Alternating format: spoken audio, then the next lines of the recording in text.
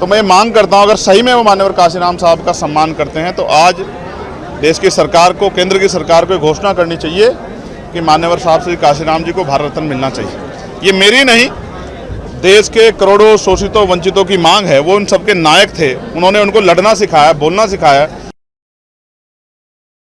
तो दलितों का बड़ा नेता कौन? जी हां, ये बात इसलिए उठ रही है क्योंकि कल कांशीराम की पुण्यतिथि थी। मायावती ने जो रैली की लखनऊ में, महारैली उसे कहा गया, भारी तादाद में जो बीएसपी के कार्यकर्ता थे वो जुटे और वहां पर भारी तादाद में जो फॉलोअर्स थे बीएसपी के वो जुटे हैं। और इस दौरान मायावती ने जो बातें यहां से कही वो विधानसभा चुनाव को लेकर एक तरह से कह दिया कि मंत्र उन्होंने फूका है कि किस तरह से 2027 का विधानसभा चुनाव जो होना है वो जबरदस्त तरीके से अब बीएसपी पूरी तरीके से मैदान में कूदकर लड़ेगी। और इसकी एक बानगी कल हमने लखनऊ में देखी कि किस तरह से मायावती के एक आह्वान पर भारी तादाद में वहां पर जो उनके समर्थक थे, बीएसपी के कार्यकर्ता थे, वो उतरे। दूसरी तरफ अगर बात की जाए कांशीराम की और चंद्रशेखर की, चंद्रशेखर भी दलितों की राजनीति करते हैं और इस दौरान हमने देखा कि कांशीराम की पुण्यतिथि पर उन्होंने भी कांशीराम को याद किया और यहां तक कि उन्होंने कांशीराम को भारत रत्न देने की गुहार तक लगा दी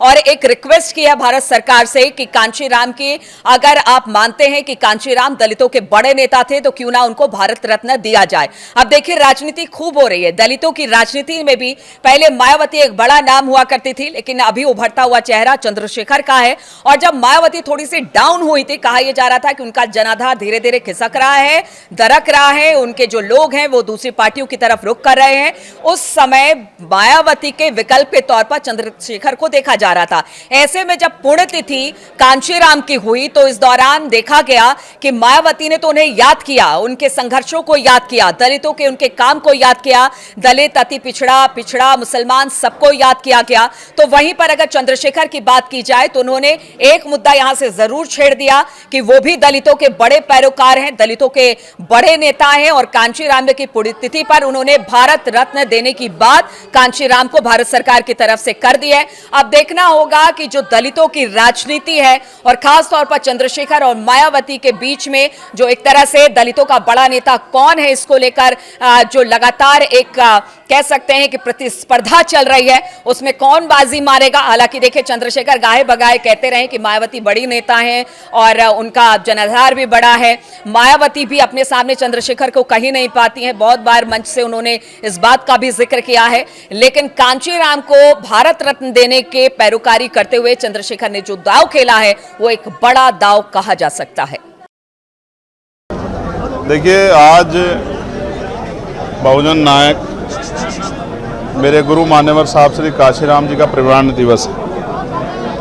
9 अक्टूबर 2006 को वो हम जैसे लाखों शोषितों को, करोड़ों शोषित समाज के गरीब परिवारों को छोड़कर चले गए, लेकिन उनके मन में जो सपने थे इस हक वंचित समाज को मुख्य धारा में लाने के, इनके तमाम तरह के इनके ऊपर जुल्म होते हैं उनको रोकने के, इनको इतना मजबूत करने के कि फिर इनकी तरफ कोई आंख उठा के ना देखे और इनको समता, समानता, बंधुत्व, भाईचारे के साथ स्वाभिमान सम्मान का जीवन मिले, वो सपना उसी दिन लगभग टूट गया था। 2014 से भीम आर्मी ने और 2020 से आज़ाद समाज पार्टी ने उस सपने को संजोने के लिए इनके, हमारी पार्टी कार्यकर्ताओं ने, हमारे संगठन के संबंध नेताओं ने बहुत मेहनत की है और उसके परिणाम भी अब दिखने लगे। आज़ाद समाज पार्टी चाहे बिजनौर नगीना हो या सिद्धार्थनगर डुमरियागंज हो, लोकसभा चुनाव में उन्होंने साबित किया कि वो महापुरुषों के इस सपने को पूरा करने का काम कर रहे हैं और पार्लियामेंट में भी हमने लगातार आवाज़ उठाने का काम किया। अब उनके रास्ते पर चल के जो उनके अधूरे सपने थे, पहले उत्तर प्रदेश में और फिर देश में हक वंचित समाज के लोगों को